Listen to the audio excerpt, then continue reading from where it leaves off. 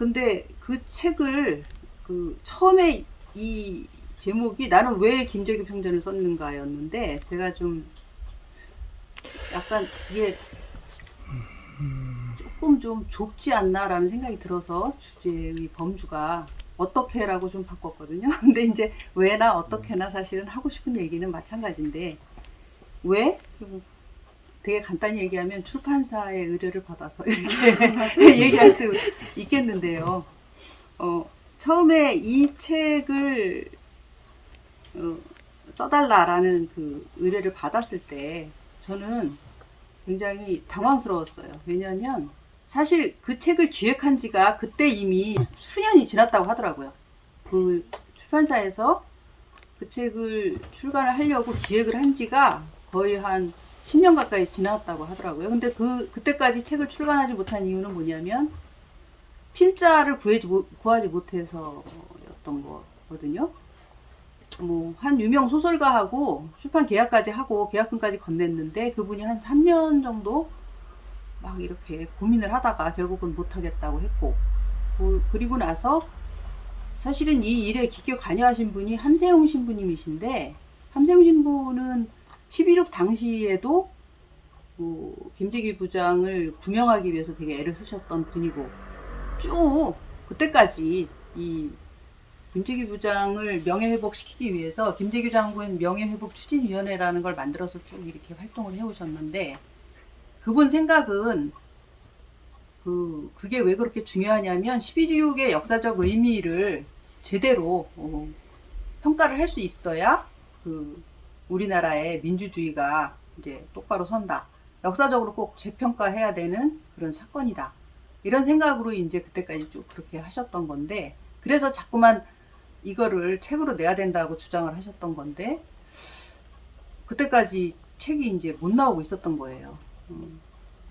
그러다가 당시 또 주진우 기자가 시사인에 있었던 주진우 기자가 또 함세웅 신부님하고 친분이 있어서 카톨릭 신자이기도 하고 그래가지고 이 책을 써보겠다 해서 또 몇 년 동안 취재도 하고 그랬던 걸로 알고 있습니다. 근데도 주 기자는 어쨌든 현직 기자인데다가 하여튼 시간도 내지 못하고 해서 계속 지연이 되고 있으니까, 그러던 차에 이제 박근혜 정부가 들어서니까 함세웅 신부님 되게 화가 나셨어요.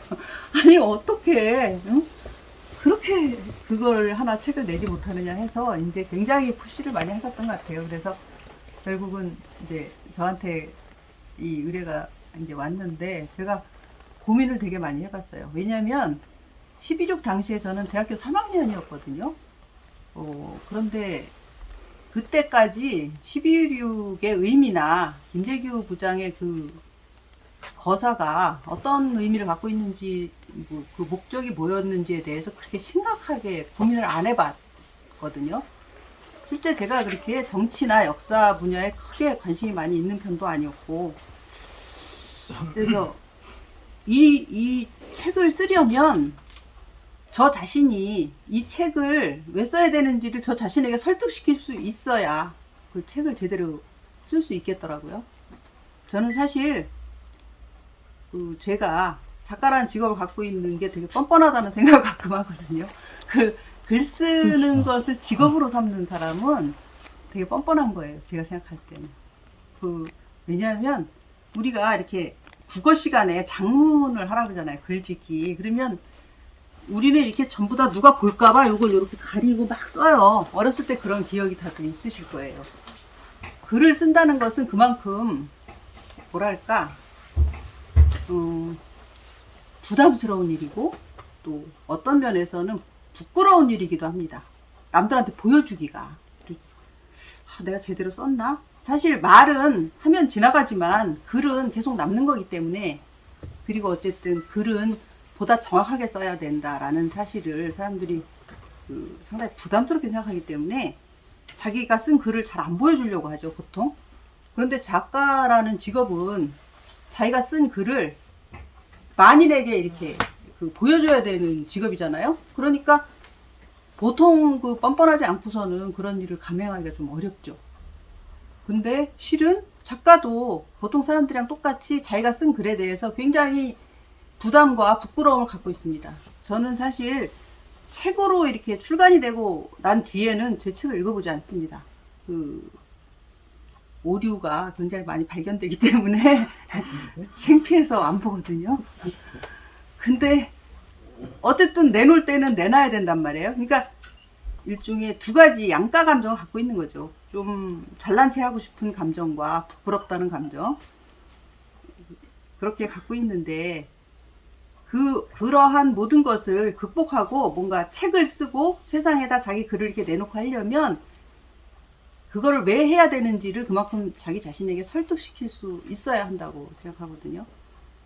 그래서 생각을 해봤죠. 이 11.6 사건의 전모에 대해서 여러 가지 자료를 읽고, 그러니까 책을 집필하겠다라고 승낙을 하기 전에 이제 자료 조사를 하고 여러 가지로 생각을 해봤거든요.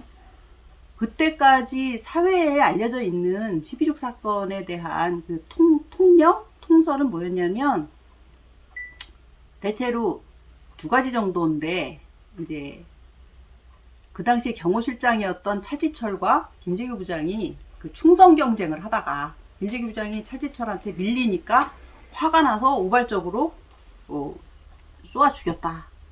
차지철도 죽였고 그 박정희 대통령도 죽였으니까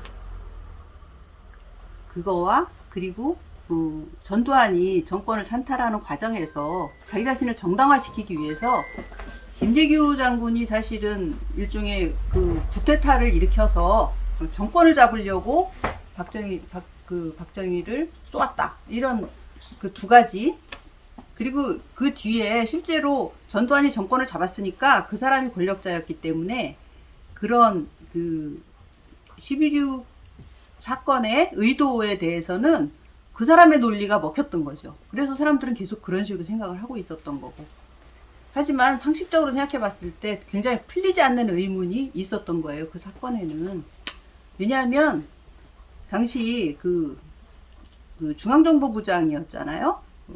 김재규 장군은. 근데 중앙정보부장이라는 그 권력, 그 위치는 당시 유신 정권 하에서는 어느 정도냐 하면 국무총리를 제치고 대통령 다음으로 그 사람들한테 인식되어 있는 그런 위치였단 말이에요. 그러니까 대한민국의 2인자였던 거죠. 그리고 그분은 그 장군 출신이기 때문에 군부에도 상당히 막강한 세력을 갖고 있던 분이에요. 현직 중앙정보부장에다가 3스타죠. 장군 출신인데 어떻게 그런 사람이 대통령을 저격하고 나서 정권을 잡기 위한 어떠한 행위도 하지 않았을까. 그러니까 아무리 봐도 11.6은 쿠데타는 아닌 거예요. 그러니까 그 사람이 군부를 동원해서 정권을 장악하려고 하는 어떠한 시도도 하지 않았거든요. 제일 그 의문이 강하게 남는 부분은 그 부분이었어요. 그러니까 박정희를 저격했던 그 행위, 그 사건 자체보다는 죽이고 난 뒤에 그 사람의 행동, 아무것도 하지 않았다. 자기 자신의 목숨을 보존하기 위해서 뭔가를 하지 않았다라는 그 부분, 그게 굉장히 저한테는 큰 의문으로 다가오더라고요. 왜 그랬을까? 그 사람은. 그리고 그거를 아무리 쿠데타라고 주장을 할래도 쿠데타가 되기에는 아무 요건이 성립이 안 해요. 실제로 이 이제 군사법정에서 재판을 받고 그 사형 선고를 받았을 때 이 죄목이 뭐였냐면 두 가지였거든요. 내란 목적 살인죄 그리고 내란 수괴 비수죄, 이 두 가지였단 말이에요. 그러면 그 저격 행위가 내란을 일으키기 위한 살인이었고, 그 다음에 본인이 권력을 잡기 위한 그 행위였는데, 이제 그거는 미수에 그쳤다라는 거잖아요. 내란 수괴 미수죄라는 거는. 그걸로 어쨌든 사형 선고를 받고 사형이 실제로 집행이 돼서 이제 죽었는데, 사실 그 내란이라 함은 제가 이제 그 친구들이 저한테 농담으로 내란 전문 작가라고 이렇게 얘기하는데 제가 이 책을 쓰고 나서 또 내란 선동 혐의로 그 실형을 살게 된 이석기 의원에 대한 책을 또 썼기 때문에 맨날 내란만 쓰냐 이런 말을 이렇게 듣는데 저는 그래서 내란에 대해서 굉장히 자세하게 이제 법적으로 이렇게 찾아봤겠죠, 많이. 근데 내란죄가 성립하려면 두 가지 요건을 충족해야 됩니다. 국토를 참전하고 국헌을 문랑케 한다. 이 두 가지가 이게 성립이 돼야 되거든요. 근데 국토를 참전한 일이 없어요. 그 김재규 장군은. 왜냐하면 이 사건에 가담한 사람은 본인 이외에 중앙정보부의 5명의 부하, 그러니까 총 6명이에요. 총 6명이 국토를 참전한다는 건 있을 수 없는 일이죠. 그러니까 국토를 참전한 적이 없고 대통령을 쏘아 죽였지만 국헌을 문랑케 하지도 않았어요. 뭐 자기가 바로 뭐 계엄령을 선포하고 뭐 정권을 잡으려고 했다든가 이런 일이 전혀 없기 때문에 국헌을 문랑케 한 일도 전혀 없거든요. 그래서 그 두 가지가 내란죄는 성립이 안 되는 거죠, 이분은. 살인은 당연히 성립이 되죠, 살인죄는. 저격을 했으니까, 쏘았으니까. 그런데도 그 내란죄로 이제 처형을 받았는데, 그래서 제가 내란에 대해서 이렇게 곰곰이 생각을 해보니까 우리나라에서 실제 내란죄를 범한 대통령이 셋이나 됩니다. 박정희의 5.16 쿠데타는 명백한 내란죄입니다. 나라를 지키라는 군대를 이끌고 한강다리를 넘어와서 국토를 참전했습니다. 그래서 내란죄고요. 전두환과 노태우는 실제 법정에서 내란죄로 그 실형을 선고받고 조금 살다가 이제 사면대에서 나왔는데 그들이 일으킨 12.12 쿠데타 그리고 5.18 항쟁 이거는 둘 다 당연히 내란죄에 해당하는 거죠. 군인들을 이끌고 와서 국토를 참전하고 국헌을 문랑케 했기 때문에. 그런데 실제 내란을 범한 그 대통령들은 그 전두환 노태우는 실형을 선고받긴 했으나 이제 정권에서 사면을 해줘가지고 나와서 잘 살다가 천수를 누리고 죽었고, 그리고 박정희는 김재규 장군의 총탄에 맞아서 죽었지만은 그 온 국민의 애도 속에 국립묘지에 안장돼가지고 지금도 잘 있어요. 국립묘지에. 국립묘지에 잘 있는 거가 전부가 아니고 새로 대통령이 취임할 때마다 가서 참배도 합니다.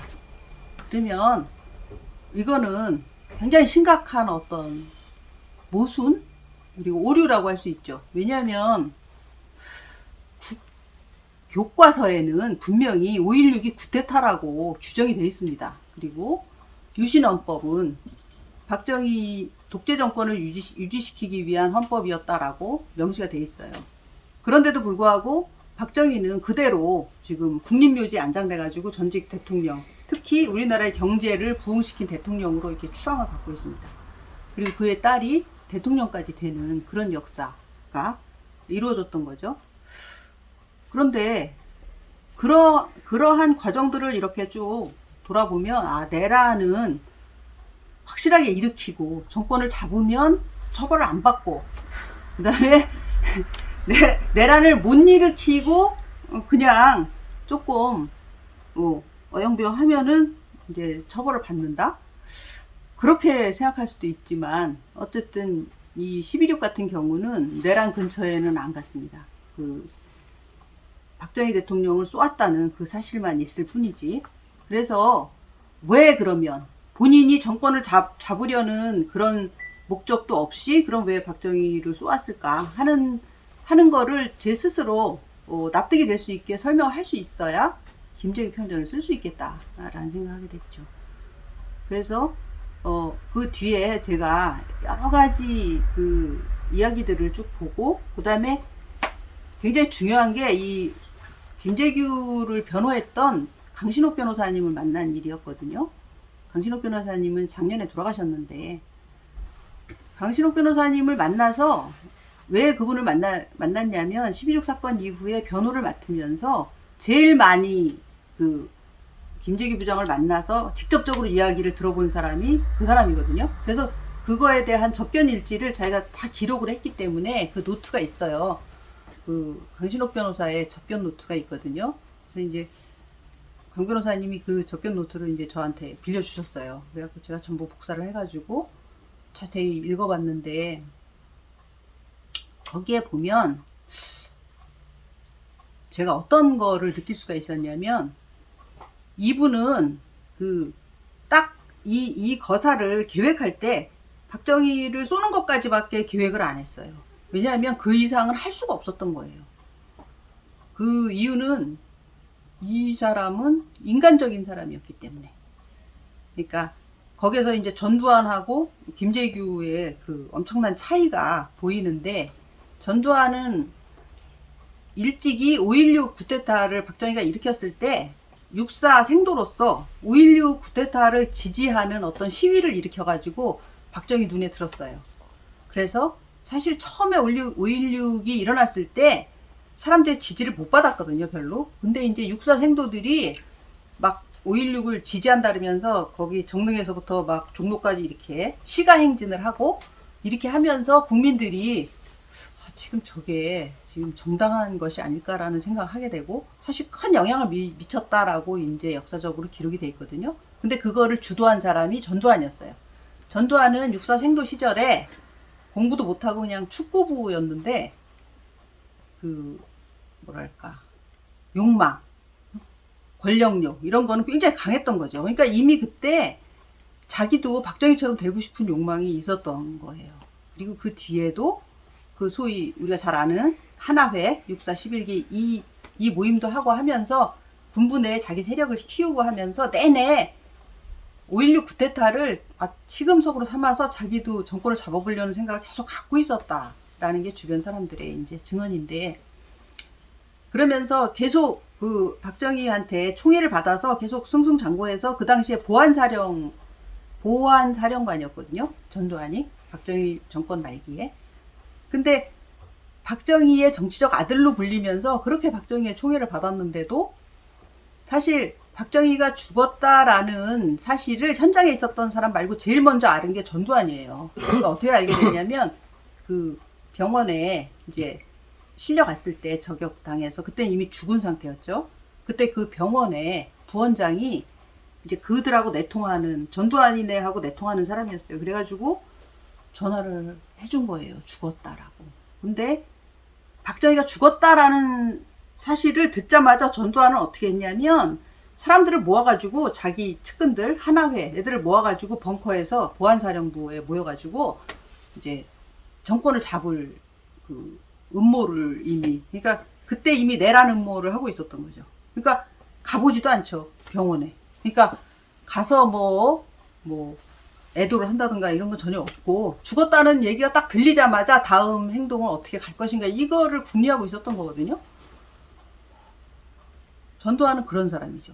자기 권력, 자기 욕망 그거밖에 생각 안 하는 사람인데, 김재규 부장은 그런 사람이 아니었던 거죠. 그 사람은 그 부마 항쟁, 부마 사태가 일어나면서 사람들이 막 그 분노가 엄청나고 거기에 무력 진압을 하고 이런 과정에서 이게 계속됐다가는 큰일 나겠다. 아무래도 굉장히 많은 희생이 따르겠다. 이런 우려가 점점 강해지고, 그 제가 책에 썼던 것처럼 맨 앞에 그 부마항쟁 얘기를 썼는데, 현장에 가보고 나서 이 국민들의 분노에 대해서 엄청난 우려를 하게 된 거예요.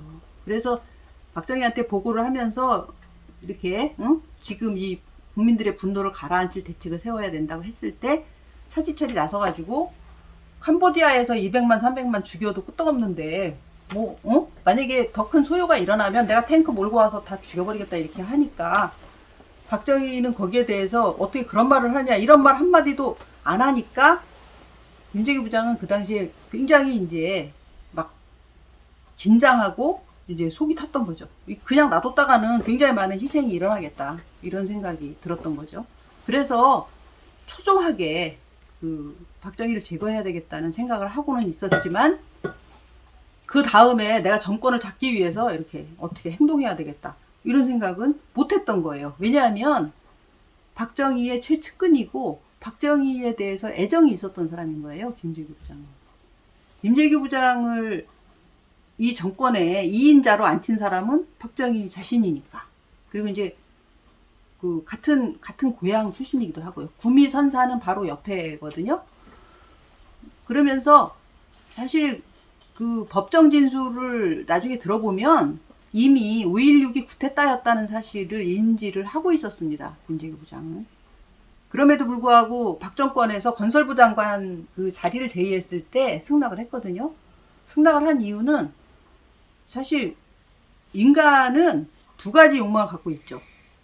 사회적으로 옳은 행동을 하려는 욕망과 자기가 어떤 출세하거나 권력을 잡거나 돈을 많이 벌거나 하는 자기가 잘 되고자 하는 개인적 욕망. 두 가지 욕망을 사람은 누구나 갖고 있잖아요. 근데 그 두 욕망이 충돌할 때 사람은 또 어떤 거기에서 타협을 하게 되거든요. 그 일종의 타협이었다고 봐요.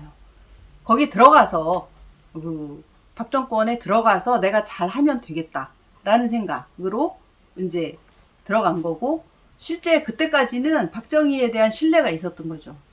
그게 쿠데타인 건 맞지만 이 5.16 쿠데타에 대한 이 사람의 명분에 대해서 상당 부분 공감하고 있었던 거고, 4.19 혁명 이후에 사회가 굉장히 혼란스러웠던 거, 그런 것 때문에.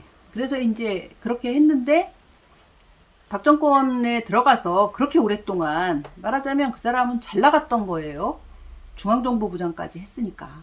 그만큼 박정희 대통령의 신뢰도 대단했던 거고. 그런데 세월이 흐르면서 더군다나 유신 그 헌법이 발효되고 난 뒤부터는 끊임없이 이 정권을 유지하기 위해서 저항하는 사람들을 잡아들여야 되는 거고, 소위 긴급조치라고 해가지고 긴급조치 위반한 사람들을 계속 잡아들여야 되는 거고, 그 일은 전부 다 중앙정보부에서 주로 해야 되는 일이니까 본인이 굉장히 괴로웠던 거죠. 그리고 여기에 또 한 가지 굉장히 또 그 박정희에 대해서 김재규 장군이 되게 실망하게 된 굉장히 중요한 또 요인이 하나 있는데, 그게 뭐냐면 세간에도 많이 알려진 박정희의 여자 관계입니다.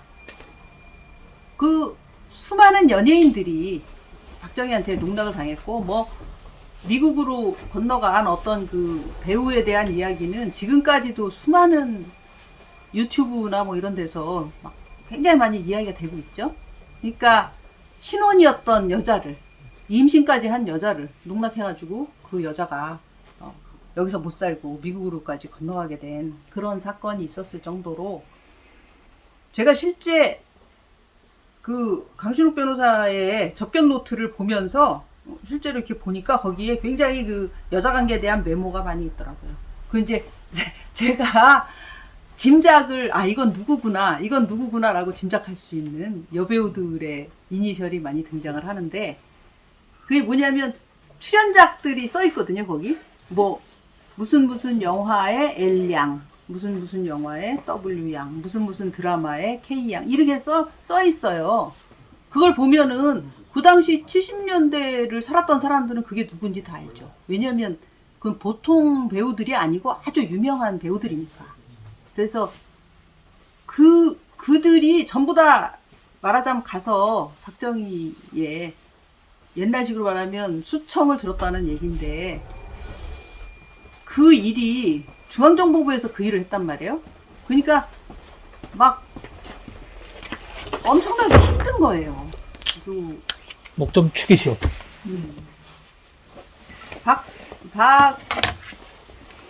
박정희의 그 여자를 그 조달하는 일, 그 일을 중앙정보부에서 해야 된다는 거, 그거 되게 힘들었던 거죠. 그 사람으로서는 이제 물론 중앙정보부장이 직접 하진 않죠. 이제 책에 나오는 것처럼 이 거사에 그 가담했던 박선호 과장이 그 일을 실제로 담당했다고 하는데, 거기에 이제 이 김재규 편전에 보면 이 채홍사라는 얘기가 나오거든요.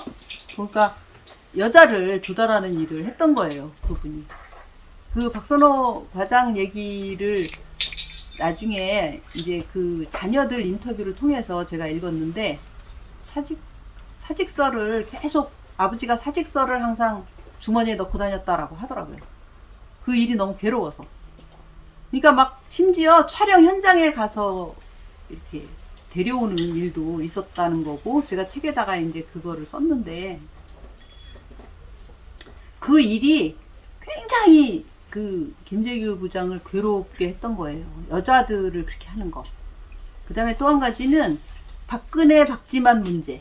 이제 박근혜는 이미 그때 최태민하고의 문제를 일으켰던 거고, 박지만은 육사 다니면서 온갖 그 진짜 막 방탕한 짓을 일삼아가지고, 특히 유경수 여사가 저격당해서 죽고 난 이후에는 자녀들이 컨트롤이 안 되는 상태가 된 거예요. 그러니까 막, 근데 사실 그 문제도 전부 중앙정보부 소관이었던 거예요. 그러니까, 그런데 대통령으로서뿐만 아니라 아버지로서도 박정희는 되게 실망스러웠던 거죠. 김재규 부장 입장에서 보면. 그러니까 좀 아이들한테 그 최소한의 어떤 도덕감을 이렇게 심어줘야 되는 그런 도덕적 잣대를 들이대야 되는 아버지로서 전혀 아무것도 하지 않으려고 하는 거에 대해서도 실망했고, 박정희는 이미 이제 유신 정권 말기에 접어들면서는 박정희는 이미 수많은 독재자들이 그러듯이 본인 스스로에 대해서 이제 반신반인의 어떤 자기가 거의 신적인 존재다. 자기는 아무런 도덕적 제약이 없다라는 그런 자기 최면에 빠져 있었던 상태? 그런 거죠. 그러니까 대체로 독재자들의 그 후반부는 그런 상태로 가는 거예요. 그런 자기 최면이나 그런 게 없으면 자기가 봐도 인간 같지 않은 그런 짓을 계속 하기는 굉장히 힘들겠죠. 그러니까 히틀러가 만약에 자기가 신이라고 생각 안 했다면 그렇게 많은 사람을 그렇게 학살할 수는 없었겠죠. 그러니까 그런 상태까지 가니까 이제 견딜 수가 없었던 거지만, 어쨌든 그 사람은 자기를 발탁해서 그 중앙정보부장까지 만들어줬던 사람이고, 도저히 배신하기에는 너무 버거운 상대였던 거예요. 그래서 죽이긴 죽여야 되겠는데 죽이고 나서 어떻게 해야 되겠다는 데까지 계속 못 가는 거죠. 제 생각은 그래요. 나중에 제가 왜 그 생각을 굳혔냐면, 나중에 제가 어떤 인터뷰를 보니까 그 김재규 부장의 그 육사 동기생 중에 그 당시에 이제 장성이었던 그 장군이었던 분이 한 인터뷰를 보니까, 자기는 아무리 생각해도 왜 나한테 도움을 요청하지 않았는지 모르겠다. 거사를 일으키고 나서 군대를 동원해달라고 했으면 내가 얼마든지 동원해 줬을 텐데 왜 나한테 아무 얘기도 안 했는지 모르겠다. 그런 인터뷰를 한 걸 제가 봤거든요. 근데 그 당시의 상황을 이렇게 쭉 보면, 그분은 그 사람한테 도움을 요청을 안 해도 본인이 중앙정보부장이었기 때문에 굉장히 많은 무력을 동원할 수 있는 위치에 이미 있었어요. 중앙정보부는 우리가 상상하는 것 이상으로 굉장히 많은 어떤 무력을 행사할 수 있는 기관이거든요. 그리고 당시 그 거사에 가담했던 그 사람들 얘기를 들어봐도, 이제 박선호 과장도 그런 얘기를 했는데, 그 궁정동, 사건이 일어났던 궁정동에만 해도 어마어마한 무기가 있었던 거예요. 그래서 자기네들이 그 상황을 얼마든지 제압할 수 있었는데, 그렇게 할까요? 라고 물어봤을 때 김재규 부장이 아무 말도 하지 않았다는 거거든요. 그러니까 아무 말도 하지 않았다는 거는 하지 말라는 뜻이기 때문에 할 수가 없었다는 거예요. 사실 본인들도 목숨이 아깝고 어떤지 이 상황을 자기네가 장악을 해야 되겠는데, 무력 사용에 대해서 부장이 허가를 안 하는데 자기네 마음대로 할 수도 없는 거잖아요. 그래서 아무것도 못했다는 건데, 그래서 그분은 어쨌든 쿠데타, 그러니까 권력을 잡는 데는 관심이 없었다. 박정희를 딱 죽이는 데까지밖에는 할 수 없었다. 왜냐하면 전두환이 같은 인간 말종이 아니기 때문에, 인간이기 때문에. 그리고 그 사람이 굉장히 인간적이었다는 또 하나의 그 증거라고 할까? 그거를 어디서 봤냐면, 그 부하들, 같이 사형당한 5명의 부하들한테서 봤어요. 사실 그 비서실장이었던 박흥준은 현역 군인이었기 때문에 대령이었거든요. 그래서 재판도 1심만 받고 이제 바로 사형당했고, 나머지 4명도 그 박선호 과장을 유시해서 사실 경비원 3명 같은 경우는 진짜로 아무것도 몰랐던 거죠. 그냥 얼떨결에 현장에서 그 가담한 사람들인데, 그럼에도 불구하고 그들은 사실 김재규 장군을 비난하면서 모면할 수 있었어요. 목숨은 구할 수 있었죠. 그 사람이 실제 내란을 획책한 거다라고 하면서 그 사람을 비난하면서 빠져나갈 수 있었거든요. 그리고 박흥준은 실제로 전두환 측으로부터 그런 회유까지 받았고요. 네가 김재규 장군의 그런 의도에 대해서 증언만 해주면 너는 우리가 구해주겠다, 이런 이제 제의까지 받았고요.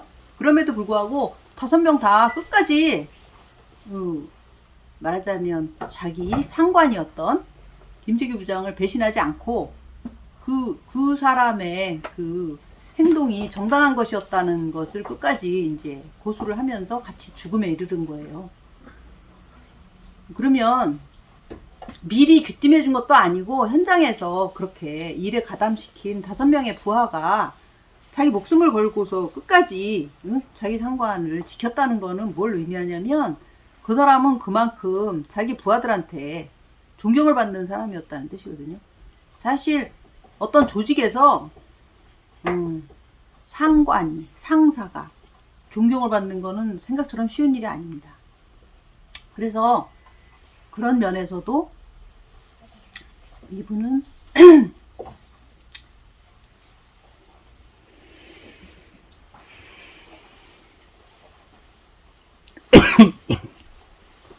한 인간으로서 좀 인간적이다. 최소한 그런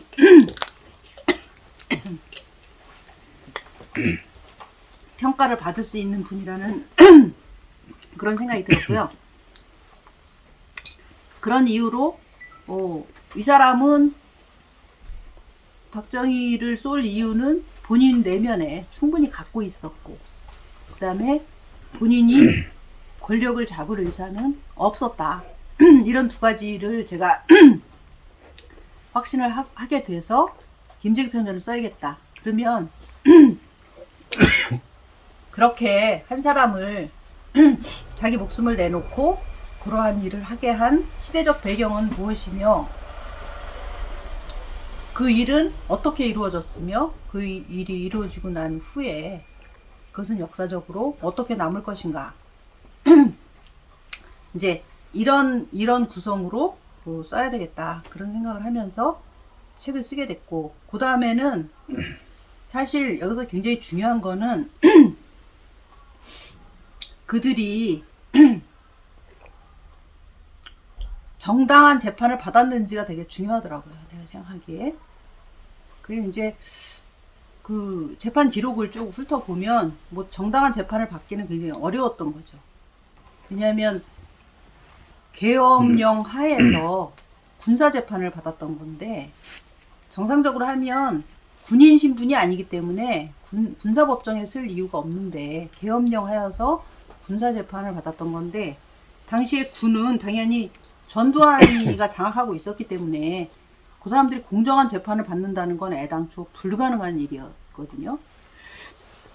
그래서 이제 재판 기록을 좀 그들이 어떻게 부당하게 재판을 받았는지를 좀 소상하게 밝혀야 되겠다는 생각으로 재판 기록을 넣었고요. 그리고 제가 어제 또 되게 좀 이상한 경험을 했는데, 함세훈 신부님은 그 당시에 제가 책을 쓸 때는 자주 만나 뵙고 이렇게 했지만, 그 후로는 뭐 자주 뵙지도 못하고 한 2년여 동안 연락이 전혀 없었는데, 어제 갑자기 전화를 하셨더라고요, 저한테. 그래서 이제 깜짝 놀라가지고 어떻게 전화를 하셨냐 했더니, 신부님이 요즘에 이렇게 서예를 하시는데 이렇게 뭘 쓰다가 김재규 부장이 거사 직후에 그 육본에 가서 무슨 생각을 하고 있었는지가 갑자기 궁금해가지고 내가 책에다 그걸 썼나? 이렇게 물어보려고 전화하셨다는 거예요. 저는 진짜 깜짝 놀랐죠. 내일 김재규 평전에 대해서 얘기를 해야 되는데 갑자기 오늘 전화해갖고 저 얘기를 왜 물어보시나.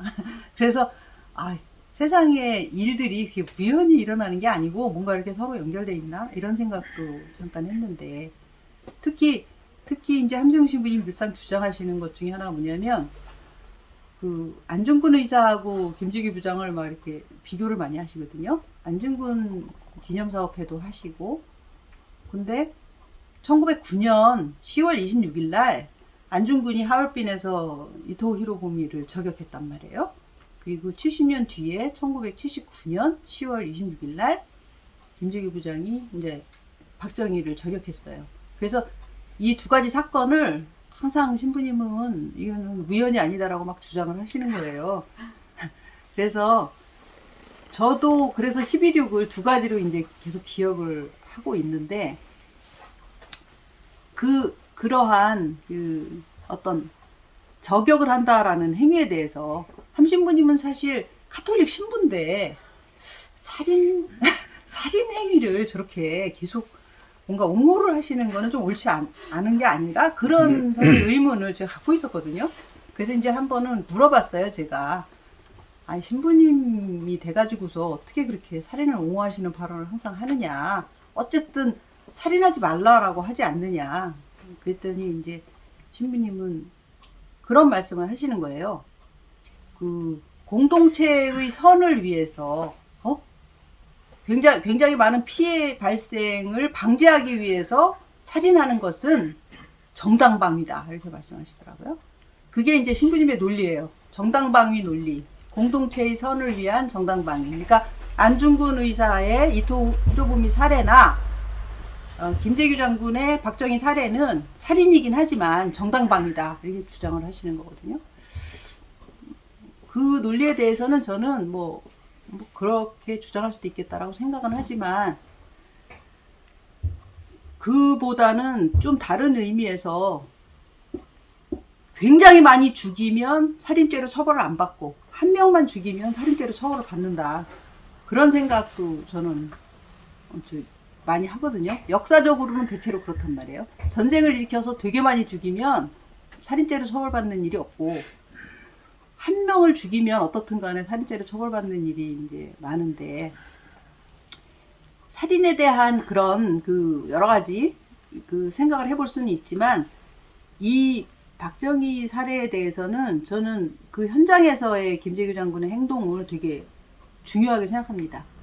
죽였는데 사실은 박정희를 쏜다라는 그 행위는 우리가 생각하는 것보다 훨씬 더 힘든 행위예요. 왜냐하면 그 사람이 갖고 있는 본인이 자기를 반신반의라고 생각할 정도면 그 사람이 갖고 있는 권력의 어떤 압도적인 힘이라는 거는 더 말할 필요도 없겠죠. 그러니까 소위 우리가 말하는 카리스마라는 점에서 박정희는 아주 압도적인 사람이었겠죠. 그러니까 그 사람한테 직접 총구를 겨누어서 쏜다라는 거는 진짜 보통 사람으로서는 도저히 할 수 없는 행위였던 거라고 저는 분명히 생각하고요. 그 김재규 본인도 막상 쏘고 나서는 거의 멘탈이 붕괴될 정도의 그 충격을 스스로 받지 않을 수 없었겠다라는 생각이 들어요. 그러니까 쏠 때까지는 진짜 혼신의 힘을 다해서 쏘지만 쏘고 난 뒤에는 이제 수습할 수가 없는 거죠. 사실 본인 스스로 자기 정신을 못 챙겼을 거라고 생각하거든요. 그렇기 때문에 현장에서 오죽하면은 육군본부에 가가지고 그 박흥주 대령이 이제 보니까 양말만 신고 온 거예요. 거기까지 구두를 못 신고 구두를 안 신고 그냥 차를 탄 거예요. 그래서 자기 구두를 빌려줬다고 하거든요. 그러니까 셔츠 바람으로 이제 위에 자켓도 못 거치고 셔츠 바람으로 10월 26일이면 꽤 추운 날이잖아요. 와이셔츠 바람에 양말만 신고 차에 탔던 거죠. 그 정도로 이제 정신이 없었던 거죠. 정신이 나갔던 거지. 그 상태로 더군다나 사람들이 제일 마지막까지 희한하게 생각하는 게 차에 탔는데 그 당시에 정승화 육군참모총장하고 박흥주하고 김재규 부장하고 이렇게 같이 차에 탔는데 6번으로 갈까? 아니면 중앙정보부로 갈까? 라고 했을 때 정승화가 자기가 컨트롤하기 좋게 6번으로 가자고 했을 때 김재규 부장이나 박흥주 대령은 그러지 말고 중앙정보부로 가자 이랬어야지 맞다고 생각하거든요. 모든 사람들이 다 그렇게 생각을 해. 근데 아무 생각이 없어서 그냥 육군본부로 갔던 거고요. 그게 이제 말하자면 김재규 부장한테는 굉장히 치명적인 일이 됐던 거죠. 자기가 수장으로 있는 중앙정보부로 갔어도 그렇게 허무하게 전두환이한테 당하지는 않았을 거라고 생각하는데, 어쨌든 육군본부로 가면서 일이 그렇게 틀어졌다고 보는데, 그 정황을 보면 죽이는 데까지는 혼신의 힘을 다해서 죽였지만 그 뒤로 그거를 수습할 힘까지는 없었다 이렇게 보거든요. 그 점이 물론 굉장히 안타까운 점이긴 하지만 나는 그렇기 때문에 그분을 이제 좀 내 스스로 심정적으로 더 많이 이해하고 이렇게 공감할 수 있었던 것 같아요. 그 사람이 만약에 전두환처럼 그 행동할 수 있는 사람이었으면 오늘날 김재규 평전 같은 거 쓸 필요도 없었을 테고, 조금 역사는 다른 식으로 아마 갔겠죠. 그래서 그 일이 있고 나서 이제 그 많은 시간이 지나고 제가 그 평전을 쓰던 그 해서부터 2013년부터 2014년, 15년 이렇게 계속해서 그 서대문 형무소 역사관 거기를 그 추모제 때 이렇게 갔었는데, 제가 지금 되게 기억이 선명한 게 2014년 그 김재규 평전을 쓴 이듬해 2014년 5월 24일 그날이 이제 사형이 집행된 날이거든요. 그날 거기 갔을 때 이렇게 그 추모식장에 이렇게 서 있는데 이제 국민의례를 이렇게 하잖아요. 국민의례를 하고 나서 임을 위한 행진곡을 부르더라고요.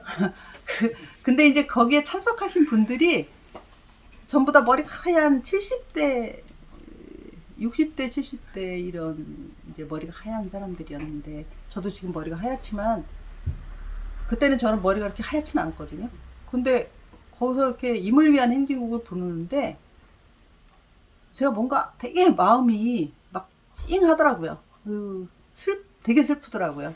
왜냐하면 저도 80년대에 임을 위한 행진곡을 부르긴 불렀었는데, 제가 마지막으로 임을 위한 행진곡을 부른 게 언제였었냐면 1987년에 이한열 장례식 때 불렀거든요. 거기서 저기 노제를 그 연세대학교에서 노제를 지내고 시청 앞까지 이렇게 행진을 할 때, 그때 아마 6월 항쟁 최대 인파가 몰렸던 날일 거예요. 그날이 시청 앞까지 사람들이 쭉 행진을 해서 갈 때 계속 목이 터져라 그 노래를 불렀던 기억이 나는데, 그 민주화 운동을 했던 사람들이 지금 이렇게 다 늙었잖아요. 뭐 한 30년, 40년 이렇게. 그들이 거기 서서 그 노래를 부르는데 되게 기분이 이상한 거예요. 사실은 따지고 보면 어떻게 보면 김재규 부장한테는 어울리지 않는 노래예요. 그 노래가 1980년대 이후에 나온 노래고 주로 광주항쟁 이후에 이제 많이 불렀는데, 그분은 사실 우리가 흔히 얘기하는 진보 인사도 아니고요. 그죠? 어떻게 보면은 우익이죠. 어떻게 보면은이 아니라 뭐 우익 인사라고 할 수 있죠. 그리고 1970년대 사람이고, 근데 그분을 추모하는 행사에 와서 사람들이 임을 위한 행진곡을 부른단 말이에요. 그거를 보면서 이제 어떻든 얼마나 많은 사람들이 동의를 하던 안 하던 간에 이제 김재규라는 사람은 민주화 운동의 그 민주화 진영, 민주화 운동 진영에서 하나의 상징으로 이제 자리를 잡았구나, 그런 생각을 했어요. 그런 생각을 하면서 그 임을 위한 행진곡을 부르는 사람들을 이렇게 보고 있었는데, 사실 매년 그 행사에 가보면 조금씩 변화를 제가 느끼거든요. 약간 제가 이제 못 간 지가 한 3년 됐어요. 코로나 터지고 나서 한 번도 안 갔던 것 같은데 올해는 이제 가볼 생각을 하고 있거든요. 근데 제가 이제 그때 깜짝 놀란 게, 박근혜 탄핵되고 나서 시사인에서 이제 그 11.26 사진전을 했어요. 거기서.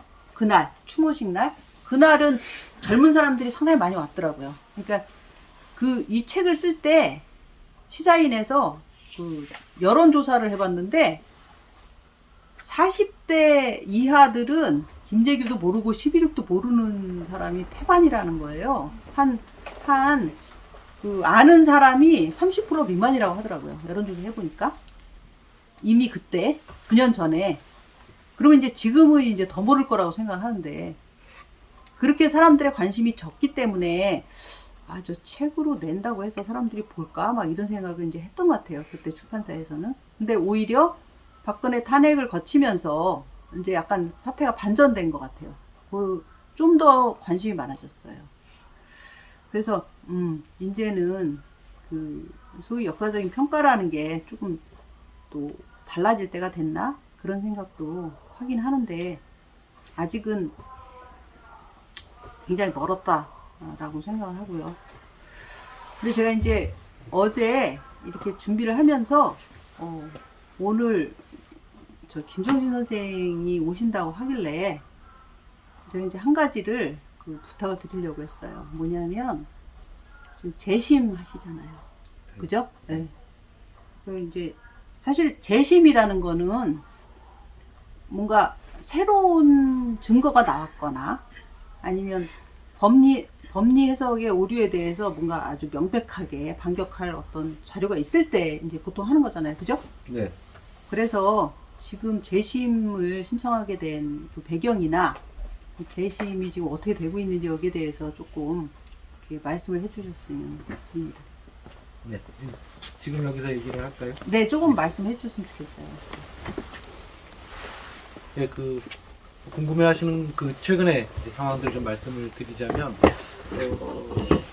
JTBC에서 새로 테이블 입수를 했습니다. 그러니까 그 당시 11.26 관련한 재판이 이루어질 때, 그 당시에 그 장면들을 전부 녹음을 했었던 모양이더라고요. 그래서 이제 보안사에서 계속 그 재판 과정들을 계속 이제 말하자면 뒤에서 감시를 하고 재판관들에게 계속 쪽지를 보내고 이렇게 해서 뭐 어떤 발언들은 막아라라든지 이런 것들이 계속 일어나고 있었는데 그 쪽지를 전달하던 분이었답니다.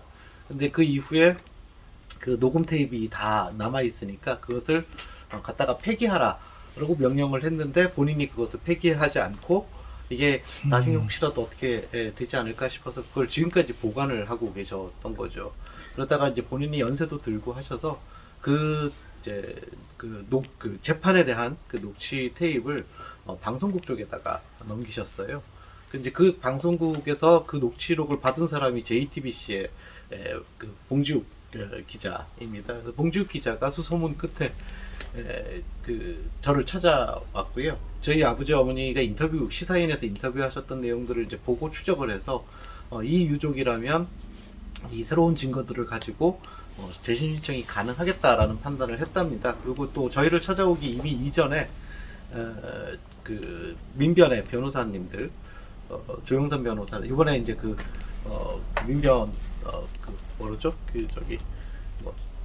민변 대표 대신 조영선 변호사, 또 이상희 변호사, 이영선 변호사 이제 이런 분들하고 미리 법리 해석을 했답니다. 그래서 지금 방금 말씀하신 대로 재판 과정 자체에 심각한 문제가 있어서 제대로 재판이 이루어지지 않았다라는 하나의 어떤 증거로서 이 녹취 테이프가 사용될 수 있다라는 일단 변호사들의 법리적 해석이죠. 그래서 이걸 통해서 일단 재심 신청은 가능할 것으로 판단을 했고요. 근데 재심 신청을 할 수 있는 당사자가 부인과 자식 이외에 또 여동생까지는, 그러니까 동생까지는, 그러니까 형제까지는 재심 신청을 할 수 있다라는 것까지도 이제 그분들께서 확인하셔서 사실 그걸 몰랐거든요.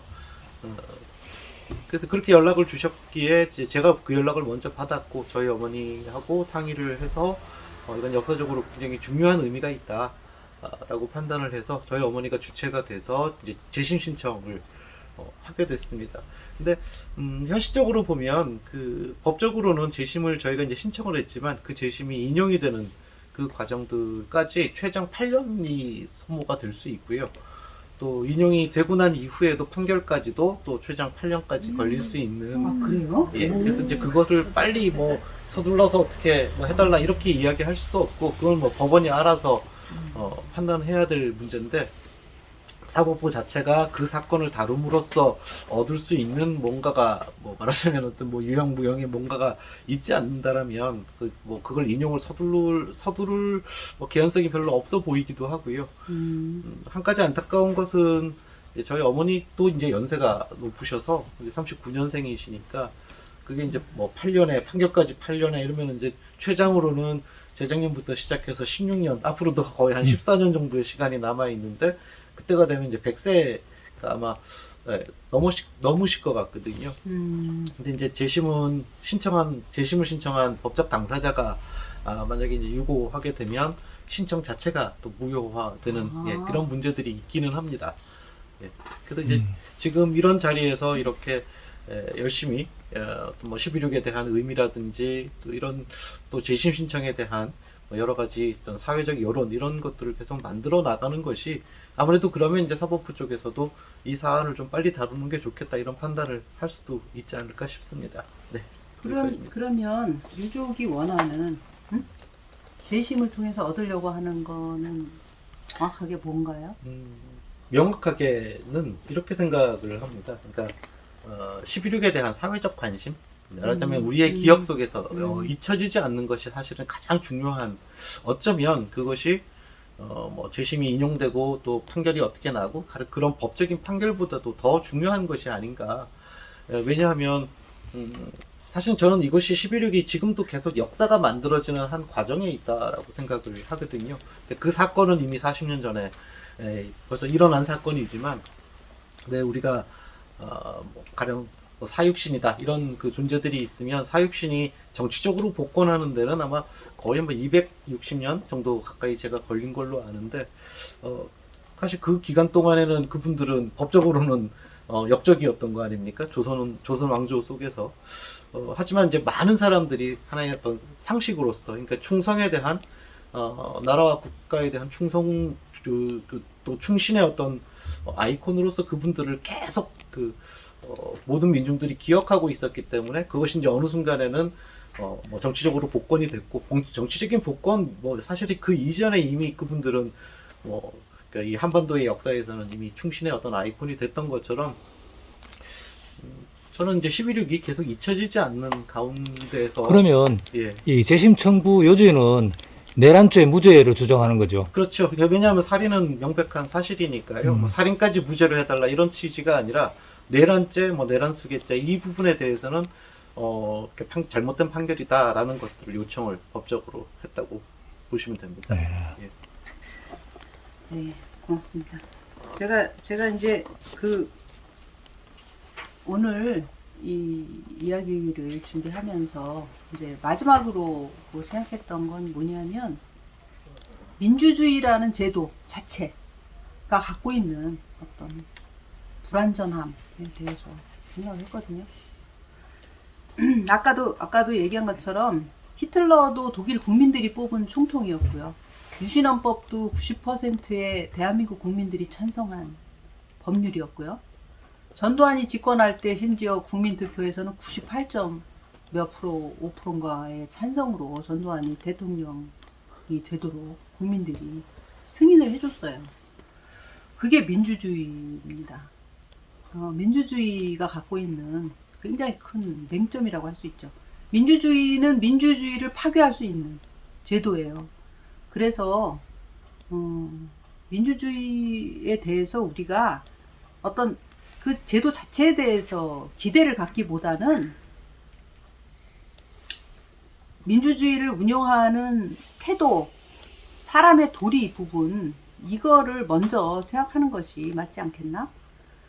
우리는 민주주의를 위해서 계속 투쟁을 해왔고 뭐 애를 써왔다라고 하지만, 그거는 제가 보기에는 민주주의를 위해서가 아니고 인간을 위해서, 인간답게 사는 세상, 인간답게 사는 삶을 위해서 우리는 애써왔던 거지, 민주주의라는 제도를 위해서 애써왔던 거는 저는 아니라고 보거든요.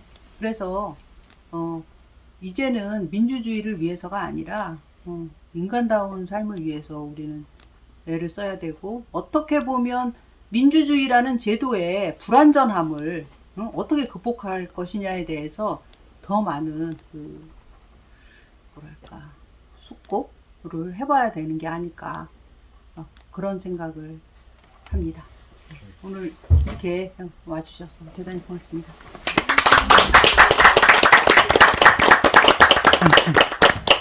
아이고, 수고하셨어요. 수고하셨습니다. 수고하셨습니다. 미리 언지를 좀 주시지 갑자기. 근데 우리가 말씀 들었는데 누구신지 잘 몰라요. 좀- 늦게 와서 그래. 다 소개했는데. 아, 그랬어요? 아이고, 족합니다. 김재규 부장 축하하시고요. 네. 저 책 표지 한번 보세요. 좀 닮았죠? 닮으셨어요. 제가 작년에 어. 그 11.16 당시에 큰 외삼촌의 연세하고 작년에 제가 동갑이었습니다. 아, 그래요? 예, 저도 너무 희한하더라고요. 점점 닮으시는. 예, 그러니까 약간 더 닮게 된 것 같아요. 김재규 부장이 외삼촌이세요. 아, 지금 중학교 때라 그랬죠?